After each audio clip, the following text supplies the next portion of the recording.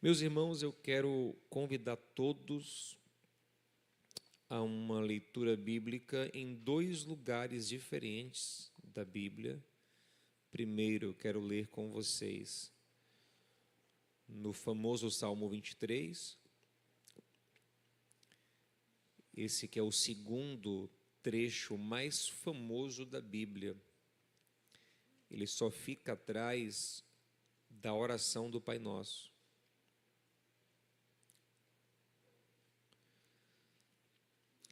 Depois de lermos um pouco no Salmo 23, vamos ler juntos em Mateus 27. Mas eu vou ler logo um depois do outro. Já deixei aberto aqui no celular para facilitar. Quem não conseguir acompanhar, acompanha na tela depois. Quem não conseguir abrir rápido, tá bom? Salmo 23 diz assim: O Senhor é o meu pastor, de nada terei falta. Em verdes pastos me faz repousar e me conduz a águas tranquilas. Restaura-me o vigor, guia-me nas veredas da justiça, por amor do seu nome. Mesmo quando eu andar por um vale de trevas e morte, em uma versão mais tradicional diz assim: ainda que eu ande no vale da sombra da morte, não temerei perigo algum, pois tu estás comigo. A tua vara e o teu cajado me protegem ou me consolam, em outras versões. Interessante que aqui nessa versão não aparece o pronome ele no início do versículo 2. Em versões mais tradicionais aparece: ele me conduz a pastos verdejantes. Aqui esse pronome está oculto, mas os verbos estão na terceira pessoa do singular. Mas vamos dar uma olhadinha agora em Mateus 27, a partir do versículo 45, onde diz assim: desde a hora sexta até a hora nona, houve trevas sobre toda a terra. Por volta da hora nona, clamou Jesus em alta voz, dizendo: Eli, Eli, lama sabactani, o que quer dizer: Deus meu, por que me desamparaste? Gente, uma das coisas curiosas da nossa vida aqui na Terra é que a nossa fonte de energia principal é o Sol. A vida na Terra depende do Sol. E por vários momentos da nossa vida, nós não estamos vendo o Sol. Mas ele continua lá no mesmo lugar. Poderoso, brilhante, forte, constante.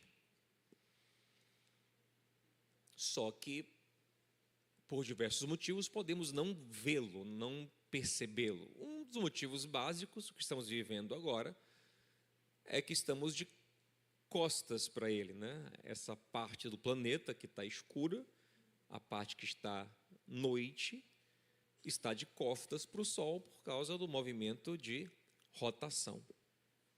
Por isso, não estamos vendo a luz do Sol nesse momento, apesar de que estamos desfrutando dela do mesmo jeito, porque a luz da Lua é um reflexo da luz do Sol. A Lua é um astro opaco, né? É um satélite que não tem luz própria, e a luz dela é um reflexo da luz do Sol. Então, mesmo de noite, nós desfrutamos da luz do Sol, e a luz do Sol continua nos abençoando. E também continua nos abençoando de noite, porque o mar ainda retém calor, a terra retém calor do Sol, e vai liberando aos poucos. Se não fosse assim, a vida durante a noite seria em temperaturas muito baixas e, enfim, seria impossível. É por causa da luz do sol que a noite também é possível e pode ser agradável. Mas outras circunstâncias que podem fazer a luz do sol não ser percebida é a posição do planeta no movimento de translação em volta do sol. Dependendo do ponto em que você esteja do planeta, você pode não ter tanta visão do sol em certa época do ano. Se você morar mais perto dos polos, por exemplo, em algum momento do ano, você pode passar meses até sem ter muita luz do sol. Outra questão que a gente pode fazer a gente não ver tanta luz do sol é um eclipse, né?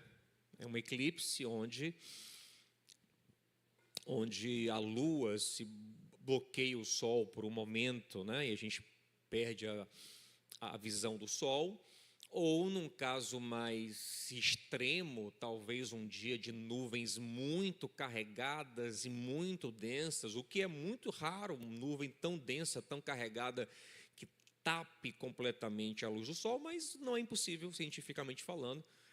É possível também que a gente veja pouco sol, ou por você estar num lugar que tenha um fenômeno como uma tempestade de areia no deserto, e você pode ficar sem ver a luz do sol. Enfim, estou pensando aqui em várias hipóteses onde você possa ficar sem ver a luz. Ou se você está no quarto trancado com depressão e bota o blackout. Estou brincando, não, nem sempre com depressão, mas você não quer ver a luz do sol, você quer simular a noite dentro do seu quarto. Você se tranca, bota um blackout e você pode ficar sem ver a luz do sol. O que nos importa aqui é que em qualquer circunstância em que você não veja a luz do sol, a questão é que alguma coisa se interpôs entre você e ele, alguma coisa deslocou a sua visão do sol, alguma coisa está impedindo que você veja o sol, alguma postura, alguma posição, mas o sol continua brilhando. Ok? Concordam comigo nisso? Muitas vezes na Bíblia, o sol ele simboliza Deus, né? Simboliza Cristo. Cristo é chamado na Bíblia de brilhante estrela da manhã. Inclusive, isso é uma coisa muito curiosa, porque isso gerou um bug na teologia cristã. Não na teologia cristã, mas no pensamento cristão, né? Porque você sabe que antes do iluminismo, a igreja cristã que fomentava o avanço acadêmico científico, e fez isso até que bem, de certa forma. As universidades nasceram da igreja, a igreja que fomentou o estudo, a pesquisa, o ensino, a leitura, que popularizou a leitura, muito da vontade de ler que nós alimentamos no mundo, foi para ler as escrituras sagradas. Enfim, os padres alfabetizavam as pessoas, enfim. Mas chegou um momento em que a igreja meio que travava o conhecimento, né? Travava o progresso científico, porque ela, quando não achava uma explicação, ela não aceitava uma explicação que não partisse das escrituras. Enfim, e aí você conhece a história de Galileu, que começou a falar que a Terra não era o centro do sistema, né, mas o Sol era o centro, e ele foi condenado pela igreja por isso. Enfim, você conhece essa história toda. Por fim, nós entendemos que o universo ele não é geocêntrico, não tem a Terra no centro, mas no universo não, no sistema solar. Mas o sistema solar ele é heliocêntrico. Ele tem o Sol no centro. Ok, gente? E isso, a princípio, pareceu estranho, porque se Deus criou tudo para ter o homem como centro da criação, e a Terra deveria ser o centro, e não o Sol. Mas então se entende, na verdade, que o Sol ele tem esse lugar central e que a Terra gira em torno dele. Isso conversa muito com, na minha perspectiva, a revelação bíblica, né? O Sol, a fonte da vida, da energia que alimenta a Terra e os homens, ele fica no centro. E o planeta dos homens, a Terra, ele gira em torno do Sol. Às vezes mais exposto, às vezes menos exposto. Às vezes é inverno, às vezes é verão. O que faz ser inverno ou verão, gente? Vocês sabem disso, né? É o grau de inclinação, né? Porque a Terra ela é meio inclinada assim. Então, se quando ela gira, ela está mais inclinada para o Sol, naquele hemisfério mais inclinado é verão, o menos inclinado, mais escondido é inverno. Depois ela vai virar para o outro lado. Enfim, vocês conhecem essa? Não conhecem? Vocês conhecem? Não, não. Enfim, mas é isso aí, mais ou menos isso aí. O que importa entender é que o Sol permanece imóvel, soberano, imutável, brilhante, sempre. E isso conversa muito com a imagem de Deus na Bíblia. Deus diz, eu não mudo. Deus fala assim, ó, em mim não há nem sombra de mudança ou variação. Tiago 1 diz isso, né? Em Deus não há sombra de mudança ou variação. Hebreus 13:8 diz que Jesus Cristo, Ele é o mesmo. Ontem, lembre que quem está escrevendo é um cara que vive ali no século I. Então ele acabou de testemunhar a vida de Jesus, ou ele está muito próximo da vida de Jesus. Ele fala, Jesus é o mesmo ontem. Quando ele fala ontem, ele fala desde a eternidade. Hoje, o tempo que ele vivia, e eternamente, enquanto o nosso tempo. Então, a ideia é que tudo muda, tudo passa, tudo se mexe, mas Deus continua o mesmo. Fonte de luz e de vida. Jesus disse, eu sou a luz do mundo. A luz do mundo é o sol. Está dizendo, eu sou como o sol, eu gero vida. Quem é que muda? Quem é que se altera? É quem orbita. É a terra, são os homens. Então, nesse paralelo, a nossa vida, às vezes, está mais exposta à luz de Deus. Às vezes, menos exposta. Às vezes, em nossa vida é dia. Às vezes é noite. Às vezes, em nossa vida é verão. Às vezes é inverno.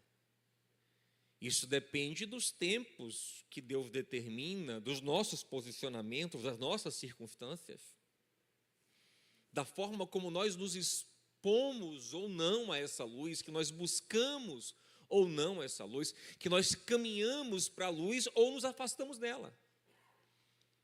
Por exemplo, quando João fala sobre a luz de Cristo, ele fala que nele estava a vida, e a vida é a luz dos homens, mais uma vez ligando luz à vida, porque sol é vida. Sabe que a nossa vida depende também, por exemplo, das plantas, e as plantas vivem por foto. Então nós, por tabela, comemos luz também. Então, na vida estava a luz dos homens. Mas João diz assim, mas muitos amaram mais as trevas do que as luzes. Por quê? Porque as suas obras eram más. É o que a Bíblia chama de obra das trevas. O que é obra das trevas? É a obra que eu faço que eu não quero que ninguém saiba. É a obra escondida, é a obra da qual eu me envergonho, é a obra que, se for manifesta, verá reprovação, verá prejuízo para mim. Então eu não faço na luz, eu faço escondido.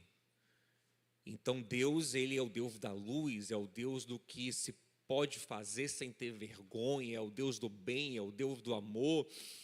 Então, a minha atitude também determina se eu fico mais exposto à luz ou mais escondido, mais oculto, mais em trevas. João vai dizer em 1 João, capítulo 4, que quem ama seu irmão vive na luz, porque o amor é uma coisa que ninguém tem que esconder, mas quem não ama vive em trevas. Por quê? Porque o desamor é o quê? É mentira, é traição, é manipulação, é coisa feia que eu escondo. Então a ideia é que Deus é fonte de luz, Deus é sol, Deus é vida, mas nós nem sempre queremos luz.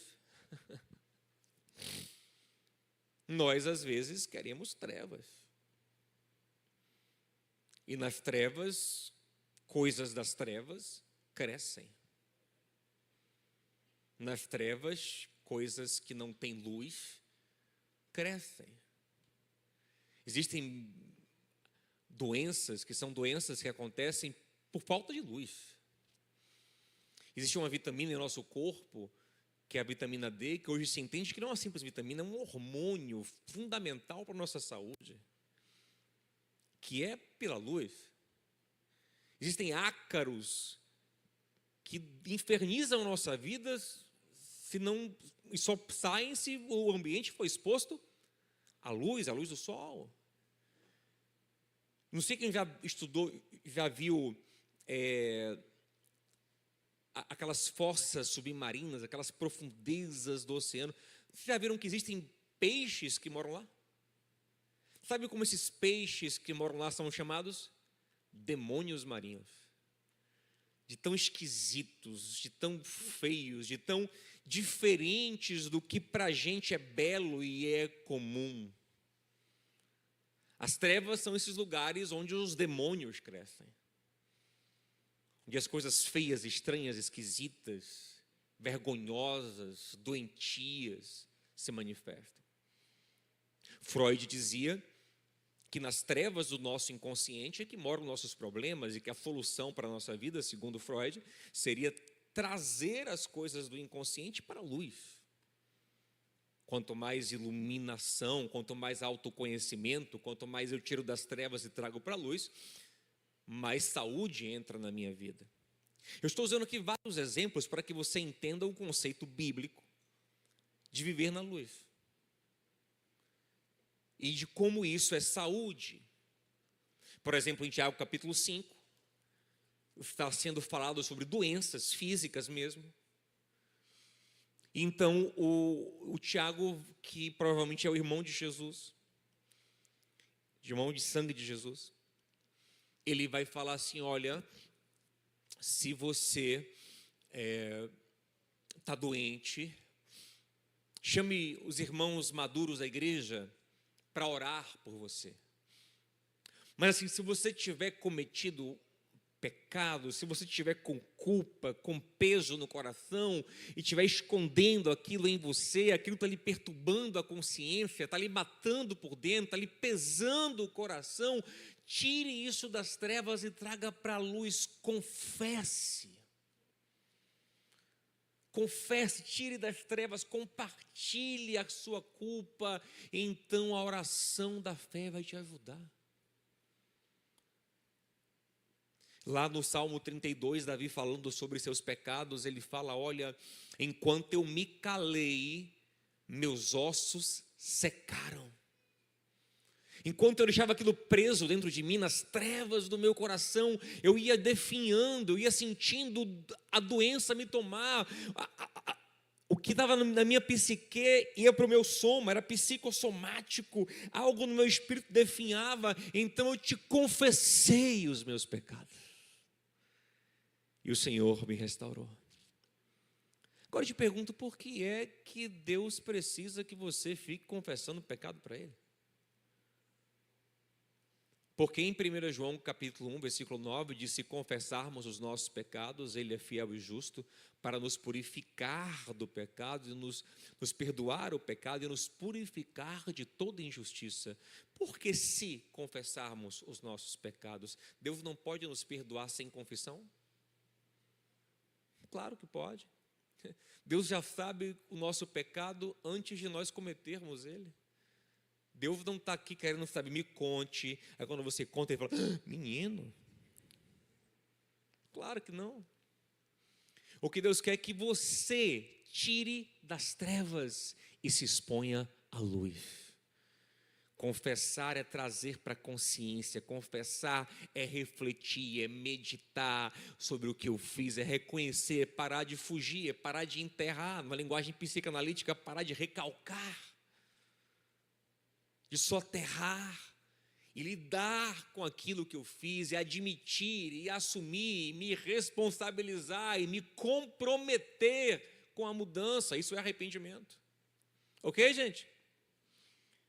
Então a luz de Deus continua brilhando, somos nós que decidimos muitas vezes o quanto expostos estamos a essa luz da vida, ou quanto fugimos dela. O quanto temos relações transparentes, honestas, limpas, claras, ou quanto nossa vida é obscura, o quanto nós preferimos nos isolar, o quanto nós preferimos esconder. Agora, existem circunstâncias... Oi? Existem circunstâncias na vida onde nós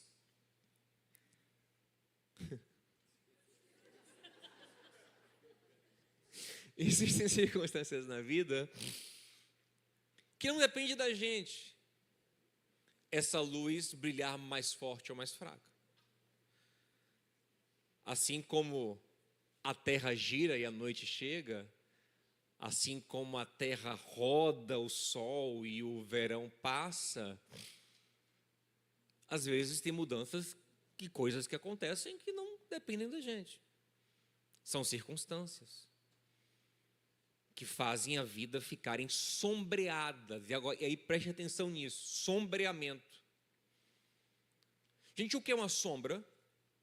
Sombra é quando acontece exatamente o que nós estamos falando aqui.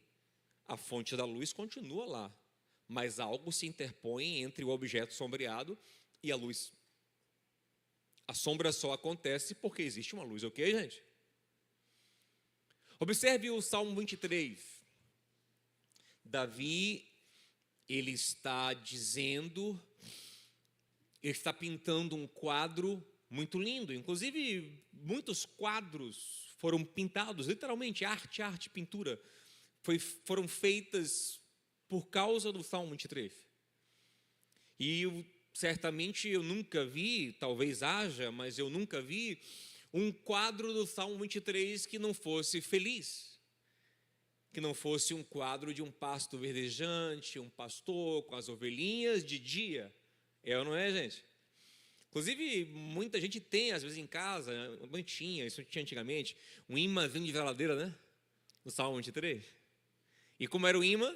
Era um pasto verde, com o sol brilhando, as ovelhinhas lá, um pastor. Porque ele é um salmo de luz, né? Ele é gostoso de falar, né? E temos que falar ele mesmo. Às vezes a gente é muito mentiroso. Não, ele é muito comum. O meu salmo tem que ser diferenciado. Para de ser besta. Esse salmo é maravilhoso, ele é lindo. Amém. Se tiver que ser um, o meu vai ser esse mesmo. Vai ser diferenciado. Aí qual é o seu? Ah, não, o meu é o 114, como é? É uma coisa, não sei, nem lembro o que, estou chutando aqui. Tá? Toma eles pela mão, ó Deus, e os esmague e tal. Ah, para com isso. Pega o 23 mesmo. Então é um salmo lindo, de luz. A gente gosta de falar, né? O Senhor é o meu pastor, nada me faltará. Ele me leva aos pastos verdes, às águas tranquilas, refrigera minha alma. É lindo. Guia-me em caminhos justos por amor do seu nome. Mas aí ele está muito claro, mas aí ele vai entrar num lugar mais escuro. Porque Davi diz: ainda que eu ande, ou em outras versões como a que eu li ali, quando eu passar pelo vale da sombra da morte. Perceba, ele escureceu agora. Já não é tão agradável pensar isso agora. Antes estava uma imagem linda, pasto verde, águas tranquilas, mas agora é o vale da sombra da morte. Eu não sei no que você lembra disso. Eu lembro do Rei Leão. Eu lembro de Mufasa dizendo assim: não vá no cemitério dos elefantes. E era um vale que ele entrava e ficava escuro, lembra? Lembram disso? Não lembra não? Você não lembra de nada. Você lembra de quê que você lembra? Tudo que eu falo, você não lembra? Não lembro nada. Cadê aquele remédio para a memória? Ginkgo biloba, que chama o negócio, né? Não, meu pai tomava, era isso que lá, ginseng. Olha isso assim. E aí,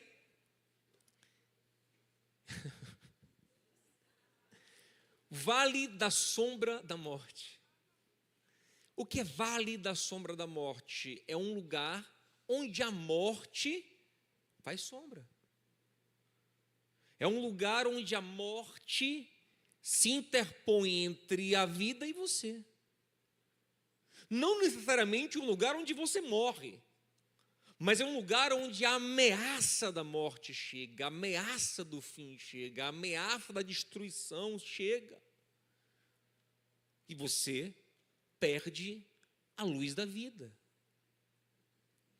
E muitas vezes na vida nem sempre chega o que tememos, mas o que tememos faz uma sombra sobre nós. Há uma ameaça de doença, uma ameaça de que o seu relacionamento vai acabar, a sua família vai fragmentar, você vai perder o emprego, você vai sofrer, você vai ser punido, você vai morrer. E aquela sombra te faz não ver mais a luz. E Davi diz, olha, o Senhor costuma me levar a pastos verdes. Se o pasto é verde é porque tem luz. O verde só existe por causa da luz. Fotossíntese, lembra? Mas, mesmo quando eu andar, ou se eu andar no vale que eu não vou estar vendo luz, eu não vou estar sentindo a luz, percebendo, usufruindo da luz, nesse momento eu não vou ter medo. Porque eu tenho uma convicção, a convicção de que Deus continua comigo. E perceba o que ele está falando, ainda que eu ande pelo vale. O que ele está dizendo? Eu sei que pode ter uma circunstância na minha vida onde eu não estou vendo coisas boas, eu não estou vendo a luz da vida, eu não estou otimista, o cenário está ruim, está em trevas, está cheio de hienas em minha volta. Pô, ninguém pegou. O Scar está ali perto de mim. Mas eu posso estar nesse cenário, entretanto, eu não temerei. Por quê? Porque eu sei que mesmo ali, Ele está comigo. Eu não estou percebendo, eu não estou vendo. O cenário não está positivo. O diagnóstico não é bom. Não estou animado. Mas fé é isso, fé não é se manter firme só quando as coisas estão boas aos nossos olhos. Fé é se manter firme quando as coisas estão feias. Como Paulo disse, se eu creio pelo que eu vejo, eu não creio. Fé de verdade é quando eu não vejo. Então, quando as coisas estão feias, não é que eu goste do lugar feio, não é que eu goste da ameaça que a morte faz sobre mim, da sombra que a morte traz sobre mim, mas eu não esqueço de que é só uma sombra, e sombra não é a realidade por inteiro. Sombra é uma projeção, sombra é alguma coisa entre eu e a luz. Davi está dizendo, mesmo quando eu estiver na sombra, eu não esquecerei que o sol da vida continua brilhando. Eu vou passar, eu vou andar, eu vou me mover nesse lugar de sombra, mas confiando que a luz está ali. Ok, gente? Amém? Está entendendo até aqui? Quem não está entendendo? Assistiu o Rei Leão. Amém? Só que aí tem uma coisa muito interessante nesse salmo. Preste atenção. Davi começa o salmo como quem fala de Deus para alguém. O Senhor, meu pastor, Ele me leva a pastos verdejantes, Ele me leva às águas tranquilas. Ele está falando na terceira pessoa do singular, ele está falando de Deus, sobre Deus. Mas quando ele chega no vale da sombra da morte, ele muda o pronome. E ele não está mais falando de Deus, ele passa a falar com Deus. Ele fala na segunda pessoa do singular, ele fala: eu não vou ter medo, porque tu estás comigo.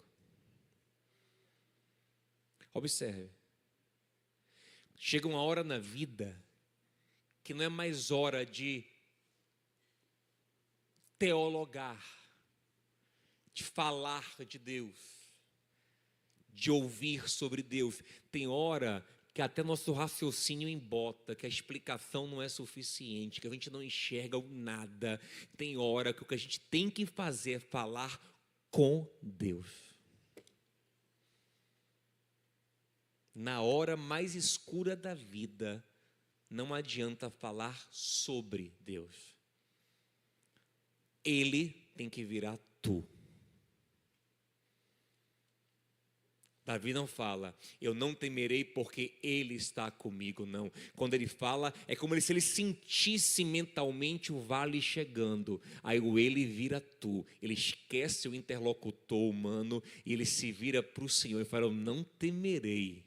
A coisa linda isso. Imagina, eu estou falando com alguém aqui, ó. O Senhor é o meu pastor.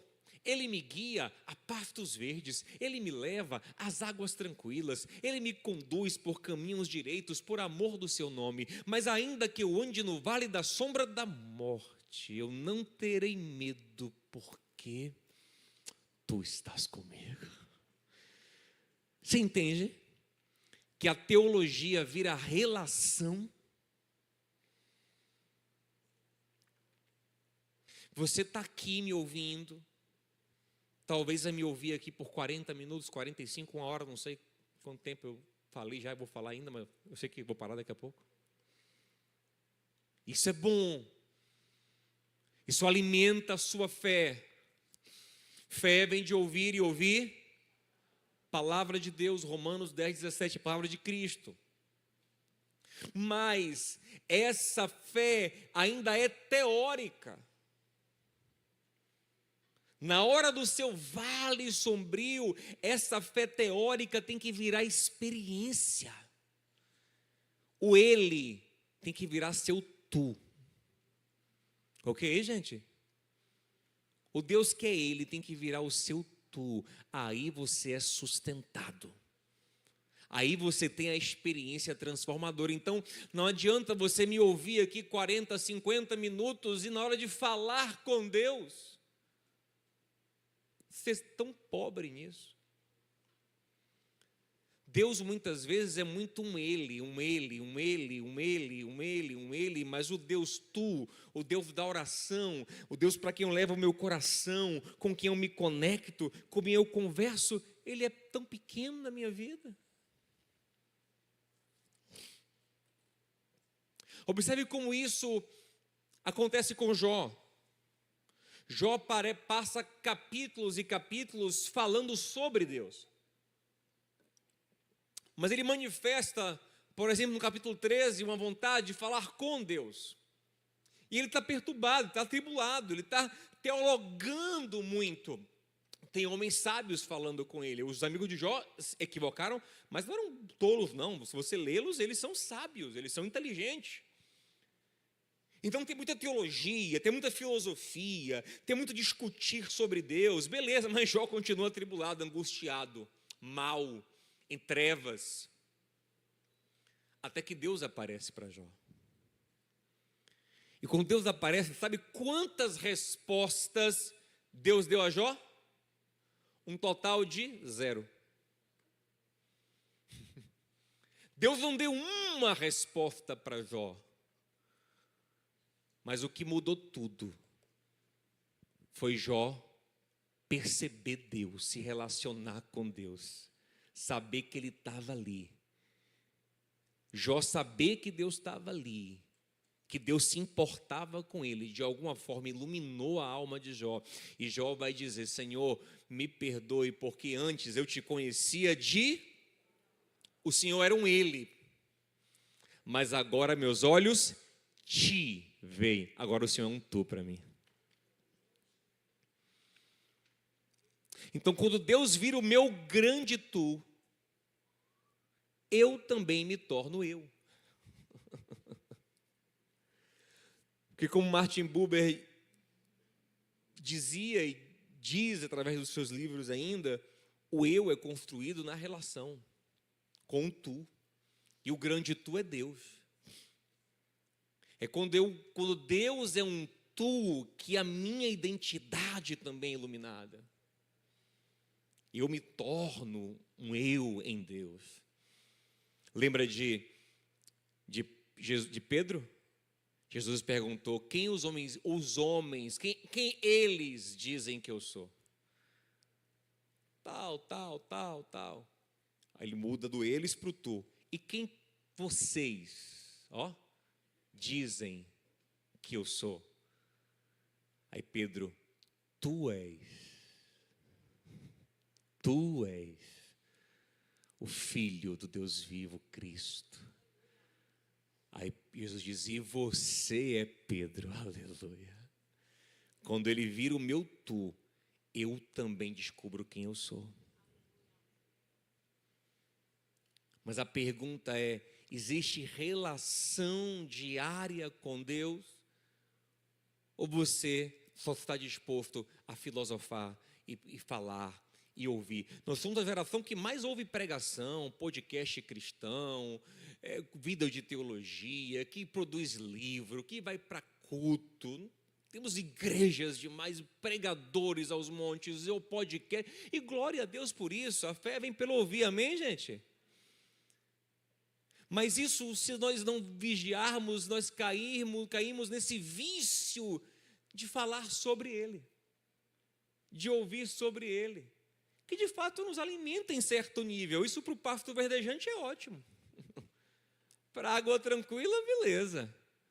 Mas quando chegar no vale da sombra da morte, só fica em pé quando Deus for o seu tu.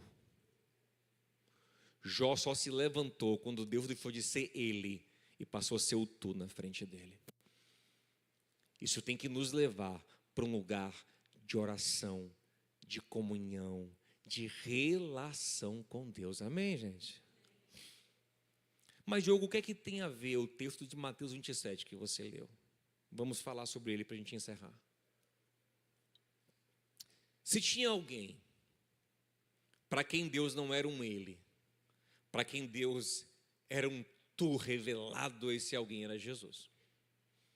Nenhum ser humano nunca teve relação com Deus como ele. Para termos uma ideia, Jesus nunca nem se dirigiu a Deus com outra palavra que não fosse Pai. E às vezes ele falava Abba, que significa papai, paizinho, painho no baianês. Mas agora Jesus está na cruz. E quando ele está na cruz, olha que coisa interessante que acontece, observe. Davi, quando sai da luz do pasto para a escuridão do vale da sombra da morte, é quando ele mais se aproxima de Deus. Deus deixa de ser ele e vira tu. Jó, quando sai da vida iluminada para a vida obscurecida pela dor e pela perda, é quando Deus se aproxima mais. Se cumpre neles, Salmo 46:1, o Senhor é socorro bem presente na angústia. Ou seja, ele sempre é presente, mas na angústia ele aparece ainda mais para o crente. A angústia é uma oportunidade que o crente tem de conhecer ainda mais o Senhor. Amém, gente? De depender ainda mais do Senhor. Acontece com Davi, acontece com Jó. Mas Jesus, que vive na luz do Pai, vai viver um caminho oposto. Jesus vive numa relação plena com Deus. Lembre, por exemplo, de João capítulo 11. Quando ele fala com o Pai diante do túmulo de Lázaro, ele fala: Pai, obrigado por me ouvir. Na verdade, o Senhor sempre me ouve.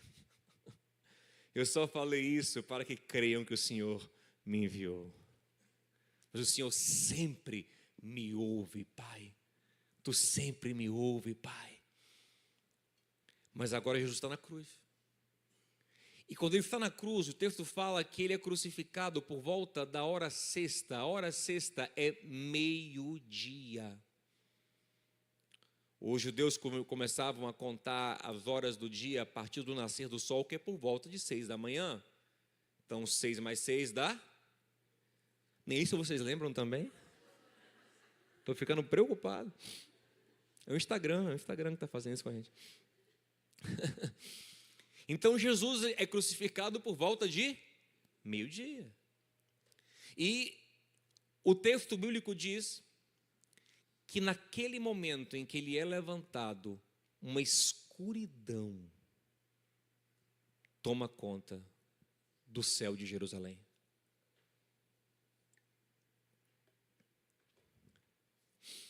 Será que foi um eclipse? Não, porque durou 3 horas e um eclipse não dura tanto tempo. E outra coisa, Páscoa é sempre em lua cheia. Em lua cheia não tem eclipse. Será que foram nuvens densas que cobriram o céu de Jerusalém? Não sei, mas é estranho. Será que foi uma tempestade de areia? Improvável. Mas alguma coisa escureceu o ambiente. É como se o universo tivesse dizendo: a luz está apagando, está diminuindo. E aí o Senhor vai viver um movimento contrário, quando a luz do mundo, a luz da vida está sendo crucificada, o universo está ficando escuro, a escuridão está tomando. É exatamente nesse momento de escuridão que Jesus olha para Deus e pela primeira vez não chama Ele de Pai, mas diz Eli, Eli, lama sabachthani, ou seja, Deus meu, por que me abandonaste? Perceba que Davi na escuridão se aproxima de Deus, Jó na escuridão se aproxima de Deus, mas Jesus na sua escuridão se afasta.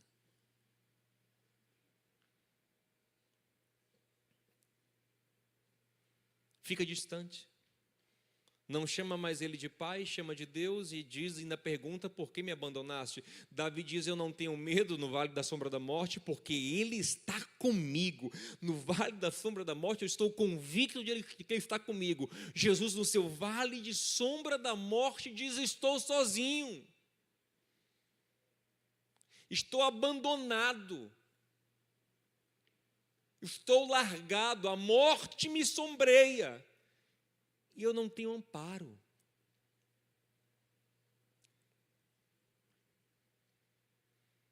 O que está acontecendo aqui? Segundo o Evangelho, segundo a doutrina apostólica, o que está acontecendo ali é que Jesus está recebendo a punição pelos nossos pecados. E a punição pelos nossos pecados, preste atenção, é o afastamento da luz. A punição para os nossos pecados, segundo a Bíblia, a maior das punições,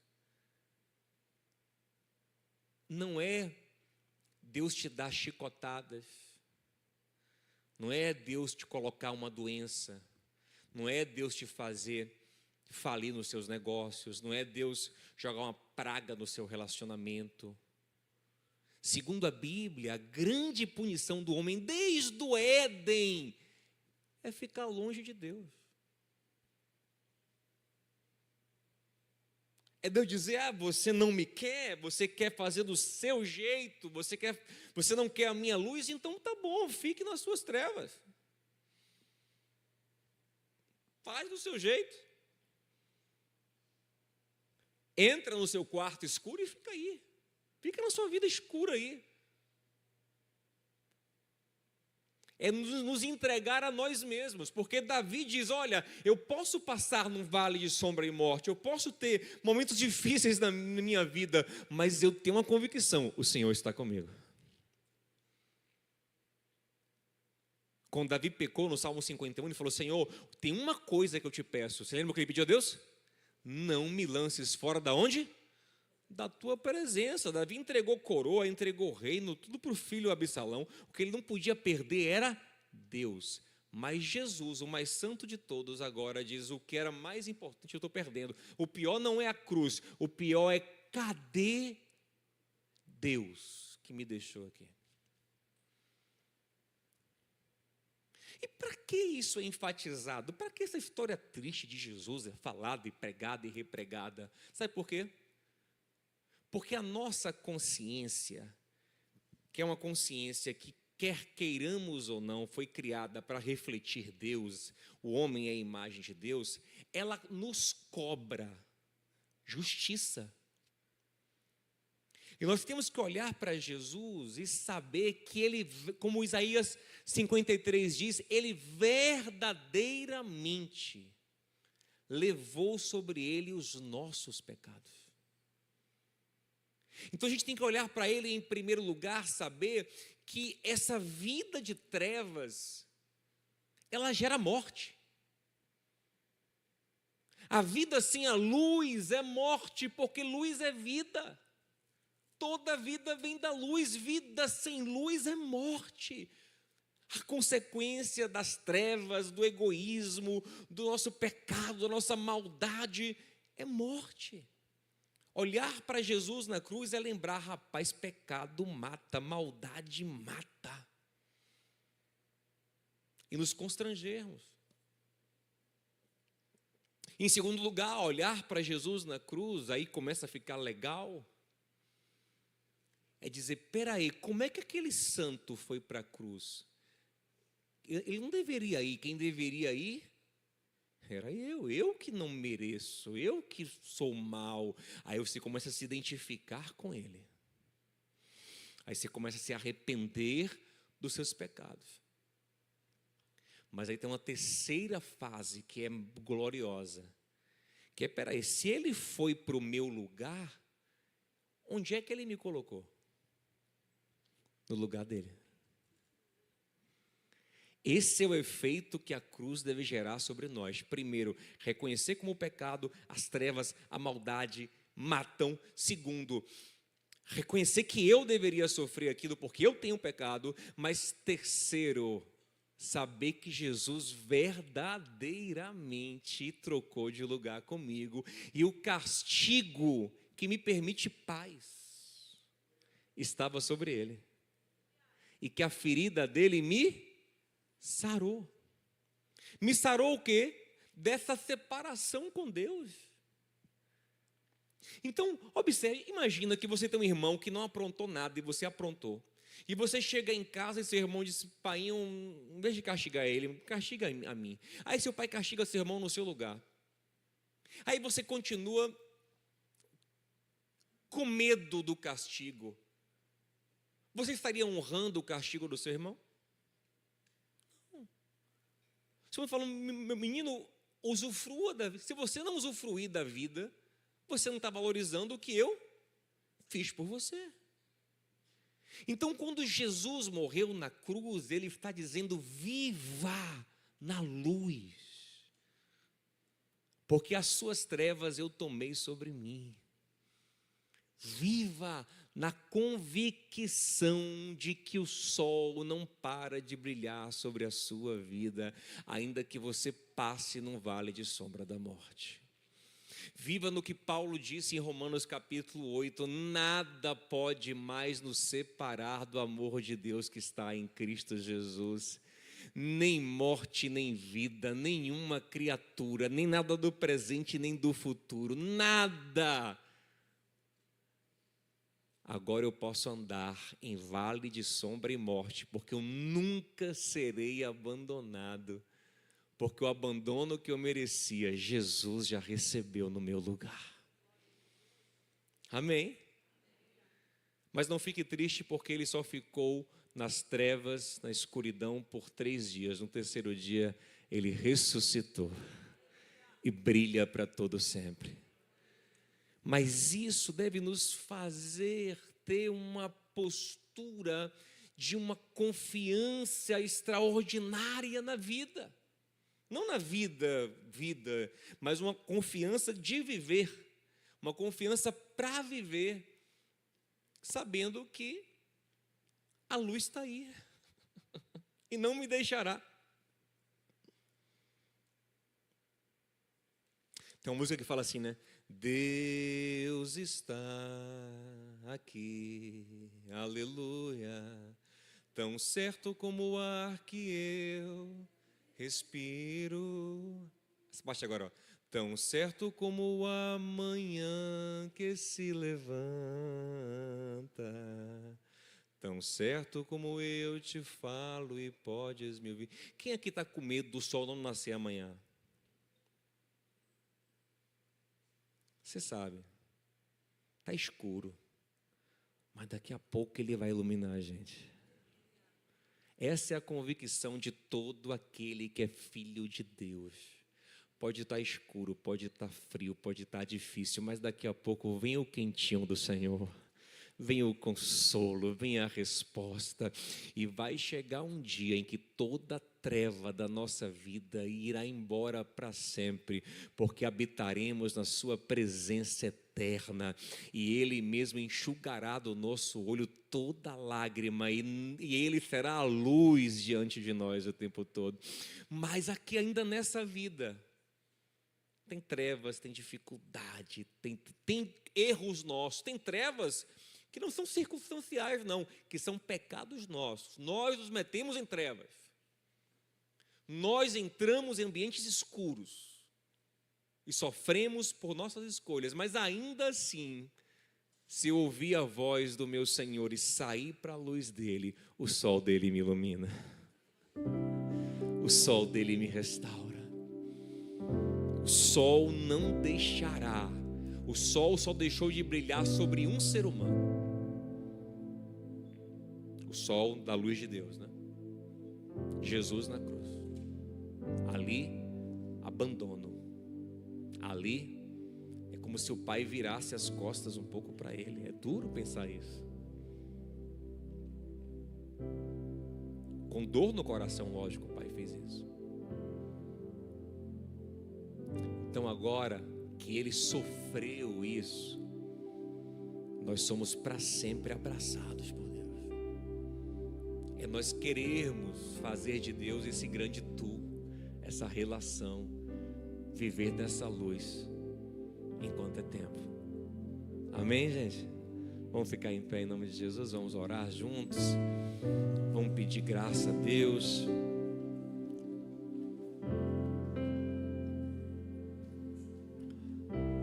Sabe aquela sensação de abandono existencial? Ela tem que ir embora do seu coração para sempre, porque se você é um filho e uma filha de Deus, Deus nunca te abandonará. Deus nunca te deixará. Mas você não sabe o que eu fiz, você não sabe o que Jesus fez na cruz por você. A luz para iluminar a sua vida, a vida para a sua vida. Vem para a luz, vem para Jesus, leva para Ele tudo que está enterrado, soterrado, te atormentando, leva para o Senhor. Jesus não vai se escandalizar com o seu pecado, Ele já conhece. Traz para a luz, traz para Ele, leva para Ele as coisas mais complicadas, mais sombrias, mais difíceis, mais incertas. Diogo, eu não sei para onde ir com minha família, com meu casamento, com os meus filhos. É um vale de sombra e de morte mesmo. Eu não enxergo nada. Você não tem, nem sempre tem que entender. Você tem que saber de uma coisa: mesmo nesse vale, tu estás comigo. Senhor, eu não estou entendendo nada, mas uma coisa eu sei: o Senhor está comigo. E certamente bondade e misericórdia me seguirão por todos os dias da minha vida. A convicção que você tem que ter é que Deus está com você. Quando você entrar no hospital, for fazer o exame, você diz: não sei, não estou entendendo, não sei, mas Deus está comigo. Quando você estiver passando as dificuldades mais complexas da sua vida, quando as pessoas te abandonarem, A sua convicção é: o Senhor está comigo. É isso. Por quê? Porque eu sou um filho de Deus agora. Eu creio em Jesus Cristo. O Espírito Santo testifica em mim que eu sou um filho de Deus. Então agora tem sol para a minha vida. A noite, o inverno, a escuridão, o vale é um momento, é uma circunstância, mas o sol nunca deixará de brilhar sobre a minha vida. Porque Deus é a minha luz, é a minha salvação. Amém, gente?